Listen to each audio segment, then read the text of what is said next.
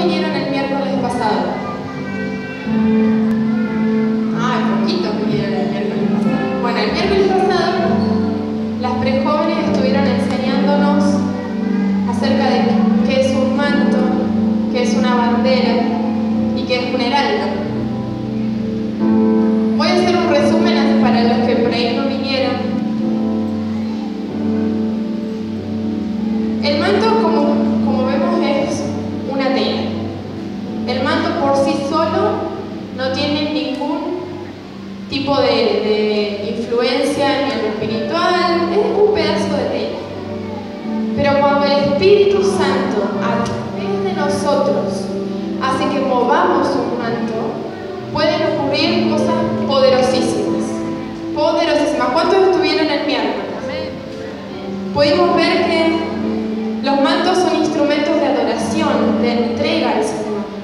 Cuando el Señor se subió arriba del burro y entró a la ciudad, ¿qué hacían los pueblos? ¿Qué hacía la gente? Agarraba un manto y se entregaba delante del Señor. Entonces el manto es un instrumento de adoración, que con nuestras vidas podemos adorar al Señor con un manto. Estas son herramientas, amado, herramientas que si el Señor les guía a hacerse un manto, puede hacerlo en la libertad del Señor, porque son herramientas. Vimos que hay mantos de alegría. ¿Cuántos quieren el manto de alegría? Yo lo quiero, el manto de alegría. Dice en Isaías que se nos da un manto de alegría en vez de un espíritu angustiado. Entonces podés ahí agarrar un manto y cuando sientas que tenés angustia en tu corazón, agarrás un manto como herramienta y empezás a danzar y decir: Señor, me cubriste el manto de alegría, me cubriste el manto de alegría. Para esto es el manto, para que son elementos, Helen dijo el miércoles pasado, elementos proféticos que podemos utilizar. Entonces cuando veas que hay un espíritu de depresión persiguiéndote, levantá el manto de alegría, levantalo y dices: Señor, me cubriste con manto de alegría, en vez de espíritu angustiado me diste manto de alegría. Amén. Por eso les digo, son herramientas que equipan a la iglesia.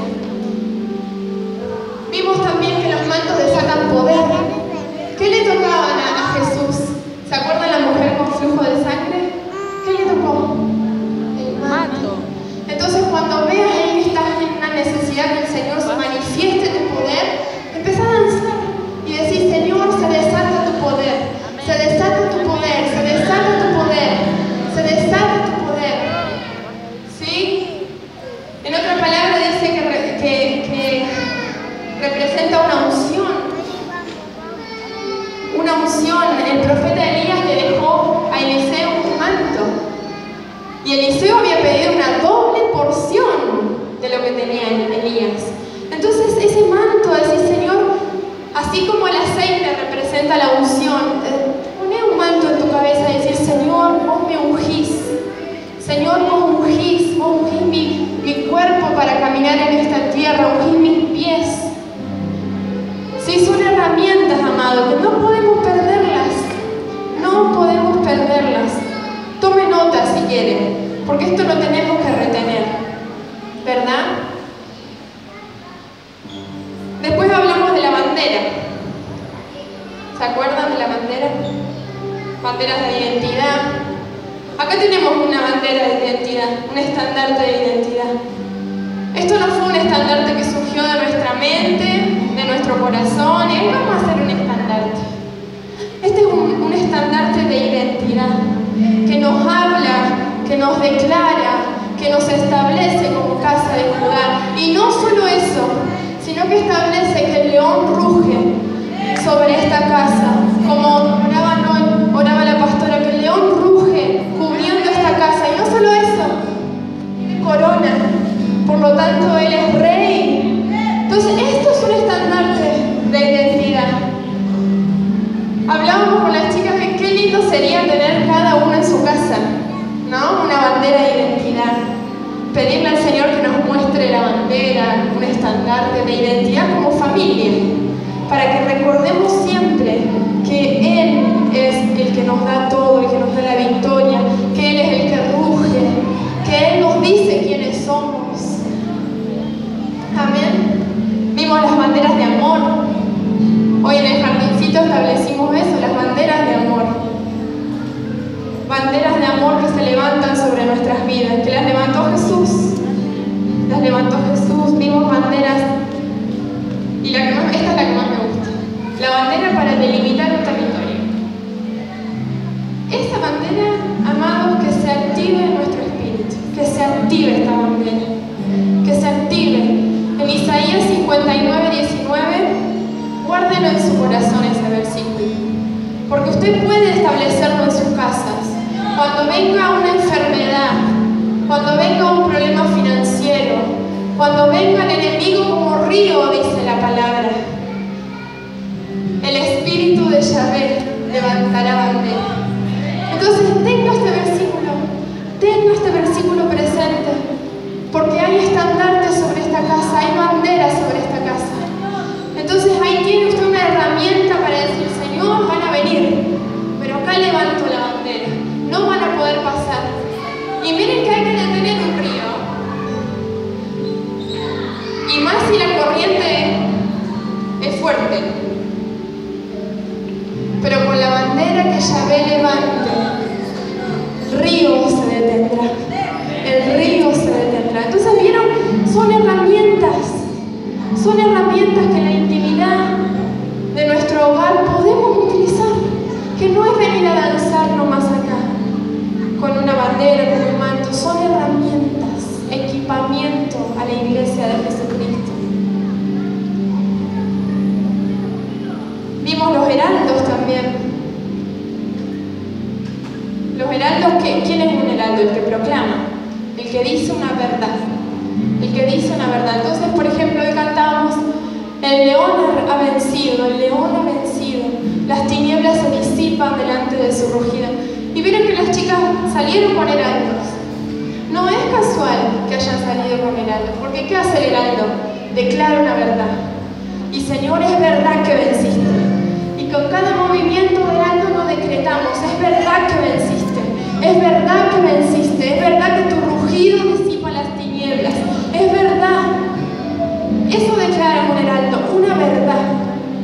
Por eso, si el Señor te marca hacerte un heraldo, hacete un heraldo, hacete un heraldo, porque tenemos la verdad. Acá encontramos la verdad. Entonces, cuando tengas alguna circunstancia, empezá a establecer la verdad. 7 veces cae el justo, pero el Señor lo levantará. No he visto justo mendigar pan. Y empiecen a decretar con el heraldo, y empiecen a establecer. ¿Vieron que son herramientas? No es solamente para embellecer.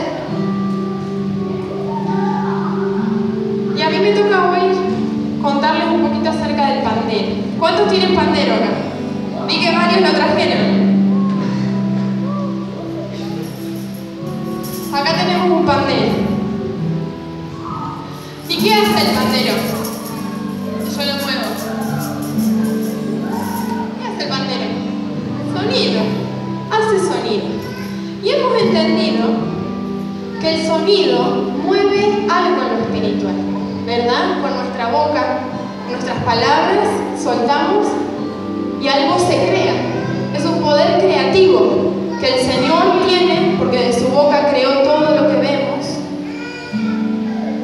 que fue depositado también en la iglesia, este poder creativo. Con nuestras palabras podemos declarar y soltar sanidad.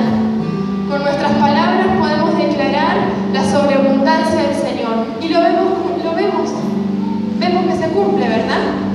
Con el pandero lo mismo. ¿Por qué? Porque es sonido.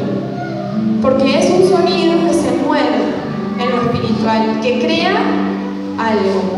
Puede ser para bien, si estamos alineados ahí al Señor, va a ser para construcción.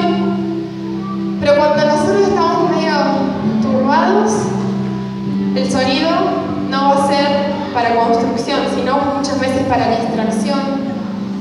aún para destrucción. Entonces todo sonido tiene que estar alineado al Señor, alineado al Señor, ¿sí?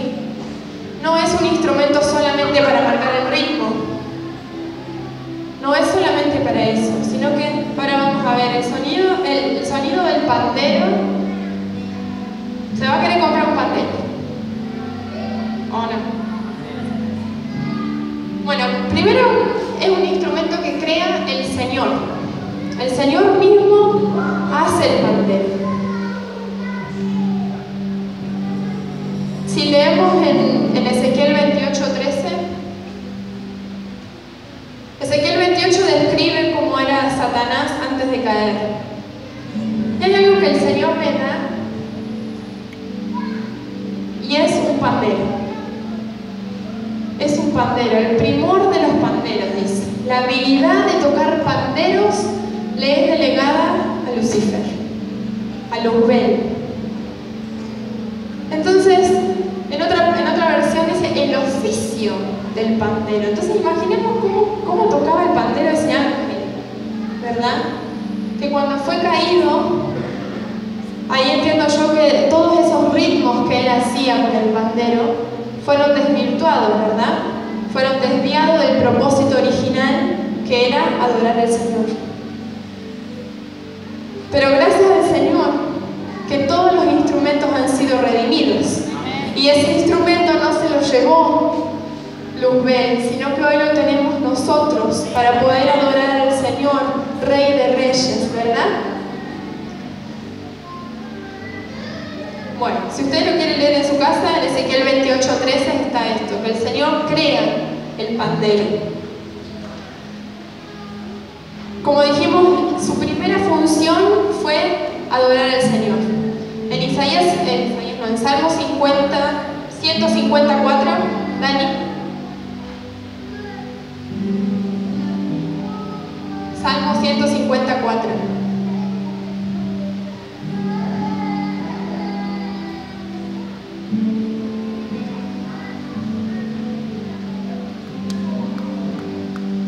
Dice la palabra, alábenle con pandero y danza. Con pandero y danza. Y este salmo habla de un montón de instrumentos, el arpa, la lira, las cuerdas, pero dice alábenle con pandero y danza. Y es un mandato del Señor, alábenle con pandero y danza. Entonces es un instrumento de adoración. ¿Lo creemos? Amén. Pero también es un instrumento que desata una profecía. Vamos a leer Primera de Samuel 10:5. Desata profecía, desata ámbitos proféticos. Cuando estés en tu casa adorando, podés desatar estos ámbitos proféticos para que el Señor hable en ese momento. Dice, después de esto llegarás al collado de Dios, donde está la guarnición de los filisteos. Y cuando entres allá en la ciudad, encontrarás una compañía de profetas que descienden del lugar alto. Y delante de ellos que había salterio, pandero.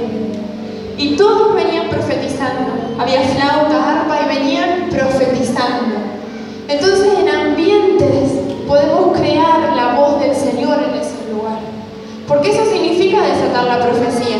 Desatar la voz del Señor sobre ese lugar. Entonces cuando estemos ahí en nuestro hogar, que el Señor, queremos una palabra del Señor, empecemos a desatar con el pandero la profecía del Señor, la palabra del Señor. El pandero es un instrumento también de guerra, y este versículo también, aprendámoslo ahí, Isaías 30:32. Que este versículo realmente nos convenza de lo que puede hacer un pandero. Porque dice, y la vara, y cada golpe de la vara justiciera del Señor. Cada golpe de la vara justiciera que asiente Yahvé será con panderos. Entonces cuando ustedes agarren un pandero,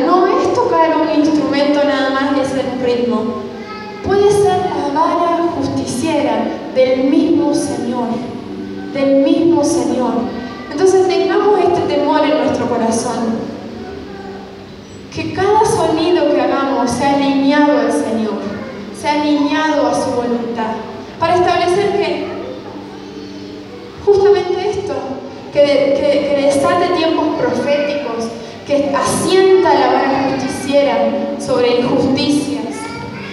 Amén. Creemos que el pandero es un instrumento poderosísimo en las manos del Señor, para desatar profecía, para guerrear, para adorar, para celebrar victoria.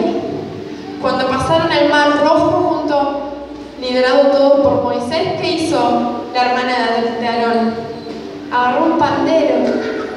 En Éxodo 15 dice, y Miriam, hermana de Aarón, agarró el pandero y empezó a celebrar la victoria del Señor.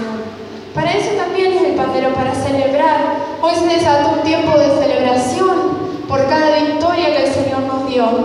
Entonces, ahora cuando sigamos adorando, agarre un pandero y empiece a decir, Señor, celebro tu victoria, como hizo María, o Miriam en otra versión, la hermana de Aarón. Celebramos la victoria del Señor. Amén.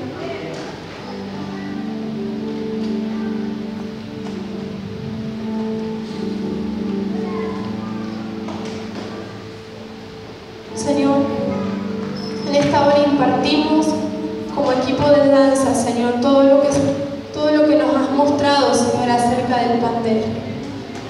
En el nombre de Jesús, Señor, vertimos todo lo que nos has enseñado, Señor. Vertimos cada impartición, Señor, al Espíritu de esta casa. Vertimos, Señor, cada enseñanza que nos has dado. Vertimos, Señor, cada revelación que nos has enseñado, Señor.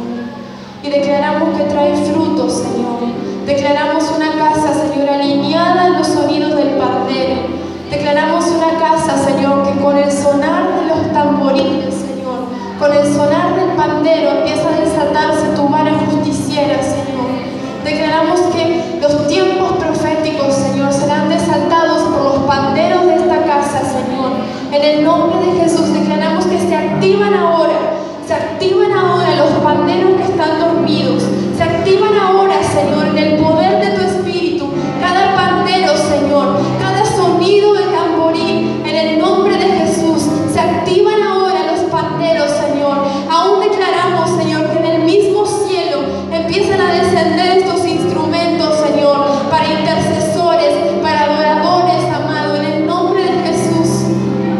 Declaramos equipamiento, Señor, equipamiento, Rey.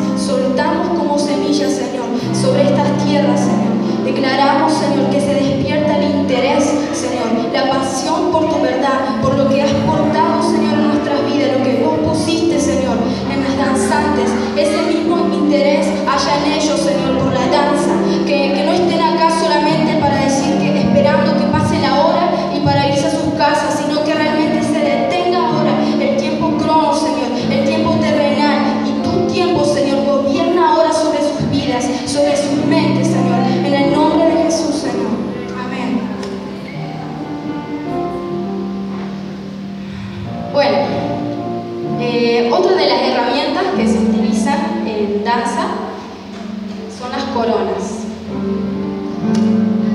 Voy a leerles de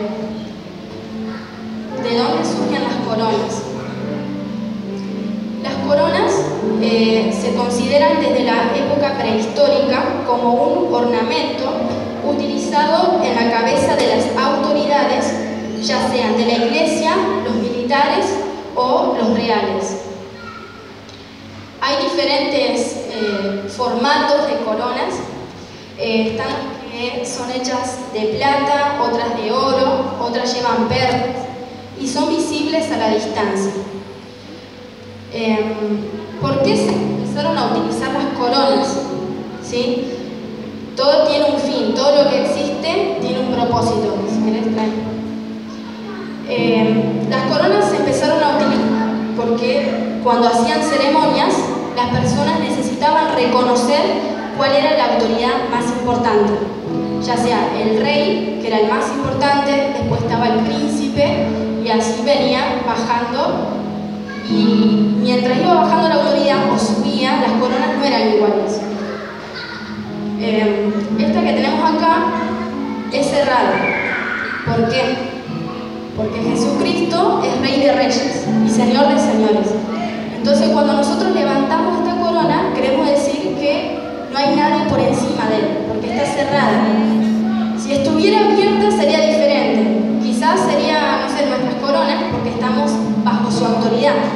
Pero en este caso es cerrada porque cada vez que intercedemos y levantamos esta corona, en el mundo espiritual declaramos que él es Rey de Reyes.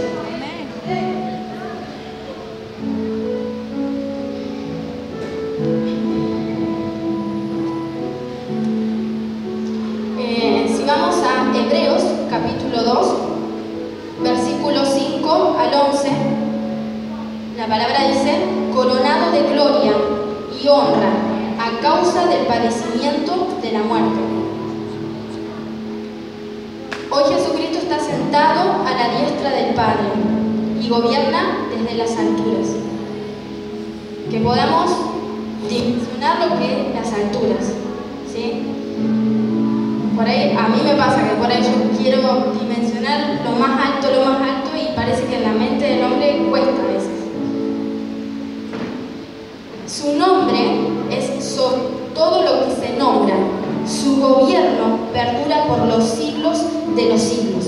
Eso es lo que hoy declaraba la pastora, que su gobierno está por encima de todo y su reino perdura por los siglos de los siglos. Es eterno su reino.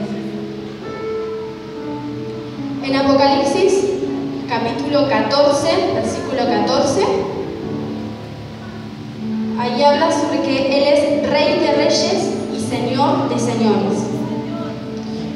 Apocalipsis, capítulo 19, versículo 11 al 16, vamos a buscar.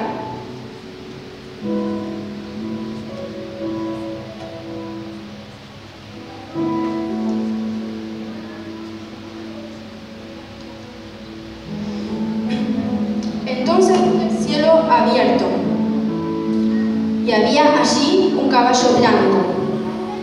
Su jinete se llamaba Fiel y Verdadero, porque juzga con rectitud y hace una guerra justa. Sus ojos eran como llamas de fuego, y llevaba muchas coronas en la cabeza. Tenía escrito un nombre que nadie entendía, excepto él mismo. Llevaba puesto una túnica bañada en sangre, y su título era La Palabra de Dios.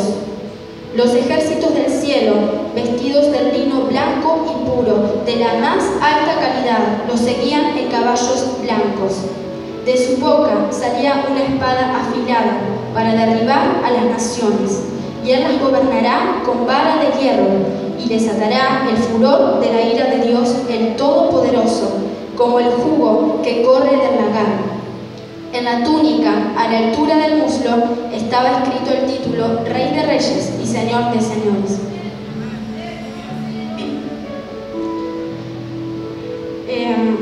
Apocalipsis 4. Ahí en Apocalipsis 4 habla sobre el modelo de adoración, que Juan, estando en el Espíritu, vio cómo sucedía la adoración, cómo era el orden, vio los 24 ancianos, los 4 rostros. Y hay un versículo, en el versículo 9, Apocalipsis 4, versículo 9, cada vez que los seres vivientes dan gloria, nosotros somos seres vivientes, cada vez que nosotros le damos gloria a Él, honor y gracias al que está sentado en el trono, el que vive por siempre y para siempre. Los 24 ancianos se postran y adoran al que está sentado en el trono, el que vive por siempre y para siempre, y ponen sus coronas delante del trono, diciendo: Tú eres digno, oh Señor nuestro Dios, de recibir gloria y honor y poder, pues tú creaste todas las cosas y existen porque tú las creaste según tu voluntad. Esto es algo que pasa cada vez que nos reunimos acá, cada vez que le damos gloria, cada vez que decimos: Señor, a vos sea la gloria, a vos sea la honra. Cuando nace la adoración en espíritu y en verdad, los 24 ancianos, dice que al oír a los hijos de Dios, los seres vivientes se postran, es algo que no lo pueden evitar, se postran. Y yo, había una palabra que yo decía que no estaba correcta, arrojaban, no es que arrojan y la tiran con poca excelencia, sino que dice que ponen sus coronas delante del trono. Lo hacen con excelencia, porque al rey hay que darle con excelencia. Por eso muchas veces nosotros con las coronas no vamos a andar con las coronas para un lado, para el otro, sino que el cuerpo ayuda a esa posición, a dárselo con excelencia. ¿Y dónde? En el trono, donde Él está sentado. Allá estuvimos hablamos primeramente de Él. Él tiene muchas coronas, a Él damos las coronas, pero también nosotros tenemos coronas, porque Él nos hizo reyes y sacerdotes. Sigamos a Apocalipsis, capítulo 3, versículo 8.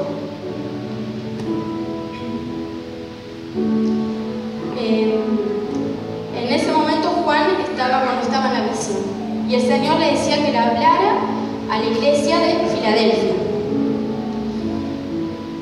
Y ahí el Señor le dice: yo sé todo lo que haces y te he abierto una puerta que nadie puede cerrar. Tienes poca fuerza, sin embargo, has obedecido mi palabra y no negaste mi nombre.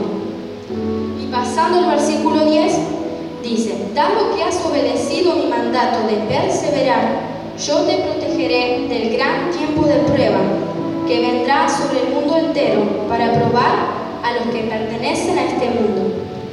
Yo vengo pronto. Aférrate a lo que tienes para que nadie te quite tu corona.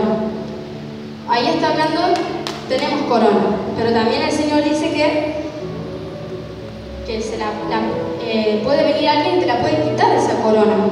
Si vos no obedeces, si no perseverás, si no cumplís su palabra, si no sos fiel hasta la muerte, si no sos fiel, esa corona que te da una posición de autoridad en el mundo espiritual es quitada.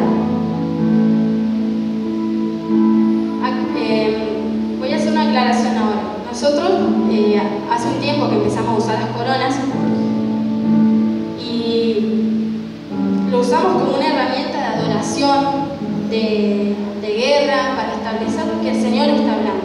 ¿De guerra cuándo? Cuando se quiere levantar una potestad, un principado, nosotros decimos: acá está el Rey de Reyes y Señor de Señores. Y además confrontamos toda mentira, porque en realidad en ninguna parte de la Biblia dice que hay alguien que pueda superarlo a Él. Entonces cuando nosotros levantamos la palabra, la corona, establecemos eso. Quizás no la usemos todo el tiempo, porque también nosotros somos el templo del Señor, y nosotros le adoramos con canto, con otras formas de hacerlo, pero a veces es necesario levantar la corona. No te digo que siempre lo hagamos.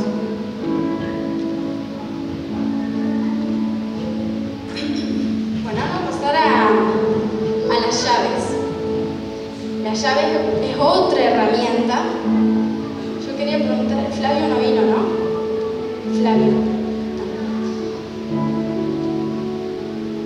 Bueno, ¿cuál es una de las funciones que tiene la llave? Si yo tengo una llave en mis manos, en lo natural, ¿para qué sirve la llave? Para abrir y para cerrar. Y en lo espiritual es lo mismo. Es para abrir y para cerrar. La llave, existen diversos formatos de llave y tienen diferentes funciones. Por ejemplo, tenemos, no sé, la llave de la casa, del negocio, la llave del trabajo, del auto, la que es para cortar el gas, la llave de paso. Hay muchas llaves. Entonces ahí, si yo miro lo espiritual, quiere decir que el Señor también tiene muchas llaves y que abre diferentes puertas. ¿Sí? La llave, si nosotros la imaginamos como la llave natural, tiene un formato. Que si yo voy a una cerradura y no tiene el mismo código o el mismo formato esa cerradura, no se va a abrir. ¿Sí? En Mateo capítulo 16, versículo 19, ahí es muy claro cuando el Señor nos da llaves a nosotros. ¿Sí? No hay nadie que crea en Jesús que el Señor no le haya dado la llave, porque el que cree en Él es iglesia y pertenece a Él. Entonces cuando el Señor, vos crees en Él, hay una promesa que el Señor tiene sobre sus hijos, sobre su iglesia. En Mateo 16, 19 dice: y te daré las llaves del reino de los cielos, y todo lo que prohíbas en la tierra será prohibido en el cielo, y todo lo que permitas en la tierra será permitido en el cielo. O sea que es importante la llave. Nosotros tenemos, nos faltan más llaves, pero como ejemplo, hubo una vez que a Pablo le entregaron la llave de la ciudad, es la cabeza de esta casa. Pero como hijo de Dios y como pastor, el Señor le entregó las llaves de la ciudad, que no es cualquier cosa. ¿Por qué? Porque esto te da libertad y autoridad para tomar decisiones, para atar en la tierra y en los cielos, para desatar en la tierra y en los cielos. Si hoy el Señor le dice a Pablo que desate sanidad, Él tiene ya una llave en sus manos. Y Él agarra y dice: desato sanidad. ¿En dónde? En la tierra y en los cielos. Y todo lo que estamos bajo su cobertura, podemos hacer lo mismo, porque estamos bajo su autoridad. Y si a el Señor le concedió esa autoridad, esa unción que Él tiene, baja sobre los hijos. Y los hijos también pueden levantarse. ¿Sí?